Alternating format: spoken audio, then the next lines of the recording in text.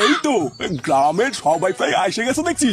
আচ্ছা মোড়ল মশাই, তা আমাদেরকে এখানে হঠাৎ করে ডাকা হলো কেন তাই তো বুঝলাম না। না মানে কোনো সমস্যা টমস্যা হয়নি তো?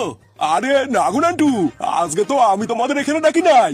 এই যে দাঁড়ায় আছে পল্টু আর ওই বালছড়া ক্লাবের সদস্যরাই আজকের মিটিংটা ডাকছে। ও বাবা, আগে যদি জানতাম এখানে এই বালের ভাষণ হবে কখনই আসতাম না। কেন চোদনা, আমরা কি তোমার সাথে বাস দিয়েছি নাকি যে আসতো না? লেওরা অন্য সময় দরকার পড়লে তো গাড় ফুটে ক্লাবের দিকে দৌড়ে আসো, আর যেই আমরা 2 মিনিটের জন্য দাঁড়াতে বলছি অমনি তোমার গাড় ফুটে যাচ্ছে। আহা ফুটো, মুখ খারাপ করো না। এই গ্রামের 5টা লোক হলো 5 রকমের, বুঝলা? তাই সবাই যে একই মত দেবে তার তো কোনো ঠিক নাই। এই না না পল্টু, তুমি আর সময় নিও না। এই মিটিংটা কিসের জন্য ডাকছো সেটা সবাইকে বলো।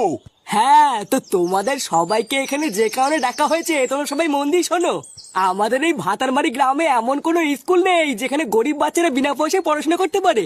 2-1টা স্কুল আশেপাশে থাকলেও সেখানে প্রচুর টাকা ফিস নেওয়ার কারণে গরিব বাচ্চারা পড়াশোনা করতে পারে না। তাই আমরা বালছা ক্লাবের সমস্ত সদস্যরা মিলে ঠিক করেছি যে এই গ্রামে নতুন করে একটা স্কুল খোলা হবে, যে এই স্কুলে একদমই সম্পূর্ণ বিনা পয়সায় গরিব বাচ্চাদেরকে পড়াশোনা শেখানো হবে।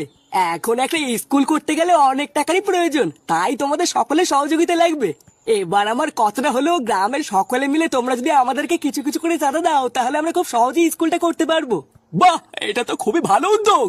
তোমার এই প্রস্তাবে আমরা সবাই রাজি আছি। এই হ্যাঁ মোড়ল মশাই, আমিও রাজি আছি। ওই তো, তা হইলে তো সব জলের মতন হইয়াই গেল। কিন্তু এখন কথাটা হইলো যে একজনটা তো দায়িত্ব থাকা লাগবে নাকি? মানেটা হইলো গিয়ে ওরা তো সবাই বাচ্চা, তা টাকা পয়সা হিসাবের জন্য তো একজনটা থাকা লাগে। আরে মোড়ল মশাই, আমি আছি তো। আপনি একদম চিন্তা করবেন না, চাঁদা থেকে যত টাকা উঠবে সব আমি নিজের দায়িত্বে রেখে দেবো। আচ্ছা নান্টু, তা হইলে তো সব পরিষ্কার হয়েই গেল। পল্টু, তাহলে তোমরা কালকের থেকেই চাঁদা তোলা শুরু করে দাও, বুঝলা? চাঁদা তুলে যত তাড়াতাড়ি গ্রামের স্কুলের কাজটা শুরু করা যায় ততই ভালো। আচ্ছা মোড়ল মশাই, ঠিক আছে।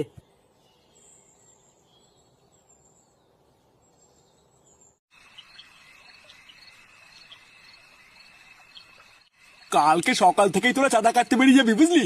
গ্রামের প্রতিটা বাড়িতে বাড়িতে গিয়ে বলবি যে গ্রামের স্কুলের জন্য চাঁদার দরকার। আর যে যে টাকা দেবে তাদের নাম আর পাশে কত টাকা দিয়েছে সব লিখে রাখবি, বুঝলি? আরে কাকু, তুমিও তো চাপ নিচ্ছ কেন?